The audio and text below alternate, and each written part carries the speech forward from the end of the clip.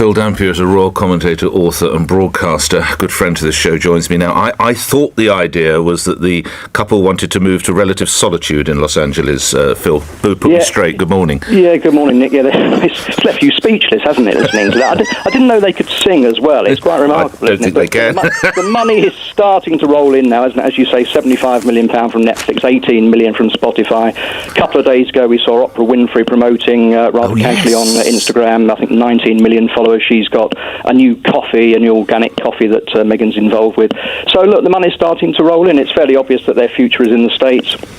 Good luck to them. I just wonder what Buckingham Palace is thinking about this. There you go. That's my next question. In the corridors of power down which you have been known to prowl and you have ears everywhere, what are they saying? I don't think they'll be happy. It does look like commercial exploitation, and I think, if they want to carry on, I think really they ought to drop the Duke and Duchess of Sussex titles. That's what they need to do, and then they can sail away and do whatever they like, and good luck to them. But it is going to be very, very difficult to carry on cashing in on the name of the Duke and Duchess of Sussex if they're going to keep doing stuff like this. And as you say, as for asking for privacy and moving to California for a new life, where they get papped every time they walk out, there's drones flying overhead, and they're now invading their own privacy with all these projects. It's very difficult to keep that argument going, isn't it? And what do we understand to be the relationship currently between the brothers between Harry and Wilson, and indeed son and dad between Prince Charles? Well, sadly, I have to report that I don't think it's getting a lot better. I think the key to it is going to be next summer when we have the unveiling of a statue for Princess Diana at Kensington Palace, and then it'll be fascinating to see the body language between the two brothers. But I'm told at the moment it's still fairly icy, and difficult, of course, with Prince Charles being so far away, not seeing his grandson Archie. Yes. So the whole thing is very, very difficult, and I'm sure the Queen is quite upset about it, and I'm sure Charles is upset about it, but we'll only see really if Harry can make it up with William and make it up with the rest of the family when he comes over, and at the moment that's the first date that we know he probably will be over for, but no Christmas, of course. He's been out there now for several hundred days. I don't know whether that's got tax implications if he stays out there much longer, but clearly their life is there, and good luck to them, but I don't think they can carry on being half in, half out of the royal family. We've not spoken since the plans were announced. Lastly, it's Christmas with a difference for Her Majesty this year. Yes, it looks like at the moment it's going to be the Queen and Prince Philip hunkered down at Windsor Castle, as they have been for much of the lockdown, of course, and I wouldn't be surprised if some of the members of the family pop round to see Prince Andrew, who lives down the road, of course, and possibly Edward and Sophie, but they might just see them in the courtyard and wave to them through a window or something and keep that bubble secure. Talk again, hopefully. If not, I wish you a happy... So there you have it. Even the calmest, most measured royal commentators are starting to say what everyone's been whispering for years. Harry and Meghan have officially turned privacy into a product, and the British patience has expired. Let's call this what it is, the great royal contradiction. They said they left the monarchy for peace, for a quiet life. But somehow that quiet life includes $75 million Netflix deals, Oprah coffee endorsements, and a camera crew shadowing them like a reality show. It's not privacy, it's PR dressed up as purpose. Phil Dampier's words hit like velvet daggers. He's not yelling, not ranting, but every sentence lands. Commercial exploitation. Drop the titles. They can't be half in, half out. That's polite British code for stop playing the victim while cashing royal checks. And he's absolutely right. The Sussex saga has become less about principle and more about profit. Meghan didn't just leave the firm, she franchised it. She turned the Duchess of Sussex into a global brand, a duchess who doesn't duchess, a royal who sells lifestyle blends instead of duty. Harry, poor man, still clings to the nostalgia of rebellion. The irony, the rebel prince who once hated the press is now addicted to it. The boy who once roared about privacy has become the face of oversharing. He's trapped between Montecito mansions and old palace memories, and no amount of Netflix therapy scenes can fix that. And Buckingham Palace? Oh, they're not furious, they're worse. They're disappointed. The Queen, stoic as ever, must have sighed and thought, "We carried the crown through wars, divorces, and scandals, and you've managed to turn it into a reality show. The monarchy doesn't scream, it goes silent." And that silence? Deafening. Phil nailed it again. The palace isn't just unhappy, they're watching a once-respected royal brand turn into a commercial circus. Meghan's name is now attached to coffee, candles, and causes that somehow always involve cameras. It's like they've mistaken influence for importance. You can almost picture the courtiers whispering in Windsor they wanted independence, now they're influencers. And somewhere in Montecito, Meghan's probably brainstorming her next empowerment podcast while Harry Googles how to fix family relationships from 5,000 miles away. The whole privacy narrative has officially collapsed under the weight of their own spotlight. They said they wanted to control their story, and yet the story has eaten them alive.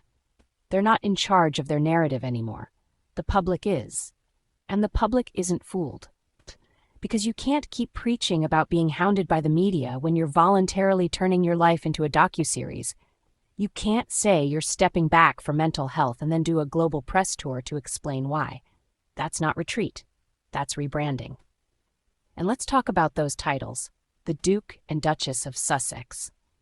Two shiny words they cling to, like a royal lifeline. They claim they want to break free from the system, yet those titles are stamped on every deal, every logo, every introduction. The titles are the product. It's not about service anymore, it's about sales. The Duke and Duchess of Spotify. The Duke and Duchess of Netflix. The Duke and Duchess of Discontent. And honestly, Phil's right. If they truly wanted to prove they can stand on their own, they'd give up the royal names and face the world as Harry and Meghan, private citizens. But they won't. Because without those titles, their sparkle dims. The media frenzy cools. The Sussex brand loses its crown. Then there's that painful little detail about family, the brotherly feud. Still icy, still unresolved. The statue of Diana might bring them together next summer, or it might just remind everyone how far apart they've drifted. Harry and William used to be the unbreakable duo, the two sons bonded by loss and loyalty. Now they're oceans apart, literally and emotionally. One building a legacy of duty, the other chasing a legacy of relevance. And Charles? You can tell he's heartbroken, quietly watching from the sidelines. The man who waited a lifetime for the throne now faces a son who's built a career mocking the very institution he will inherit. Imagine the pain of that. The royal family has endured scandals before, divorces, affairs, even abdications. But this is different. This is betrayal broadcast in HD. It's the kind of thing you can't fix with Christmas cards and polite smiles at family events. And speaking of Christmas, even that sounds hollow now.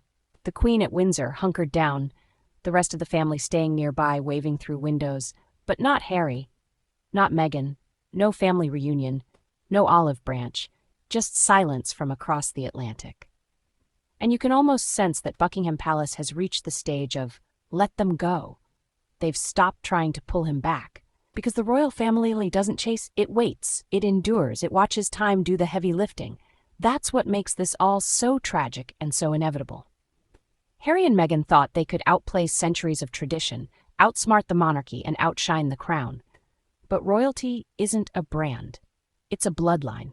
You can't outmarket duty. You can't monetize grace. The monarchy survives not because it's glamorous, but because it's grounded. In service, in sacrifice, in silence. And Harry and Meghan have built a castle on sand. A sand castle of social media applause and temporary relevance. Beautiful, glittering, and utterly doomed to wash away. When Phil Dampier said they can't be half in, half out, he wasn't just talking about royal status, he was talking about integrity. You can't serve the monarchy while cashing checks from Hollywood. You can't preach sincerity while trademarking compassion. You can't demand respect while throwing tantrums on talk shows. At the heart of it all, Harry and Meghan have confused fame with freedom. They've mistaken attention for affection, and every time they cash in on their royal connection, they drift further from the authenticity they claim to seek. They could have been icons of modern monarchy. Instead, they've become cautionary tales of what happens when you mistake rebellion for reinvention. So when Phil Dampier says, "Good luck to them," it's not blessing, it's British for "you've made your bed." And oh, what a bed it is, lined with money, mics, and missed opportunities. The tragedy is that they could have had both worlds, royal duty and personal growth, if they just learned the ancient art of restraint. But restraint doesn't get you trending. And in a world that rewards noise, the Sussexes chose to shout instead of serve. So as the Queen quietly tends to her Christmas at Windsor, the rest of the family draws closer, and the Sussexes pose for their next camera flash. Remember this, the crown doesn't chase relevance, it relevance. And that's something no amount of Netflix money can buy.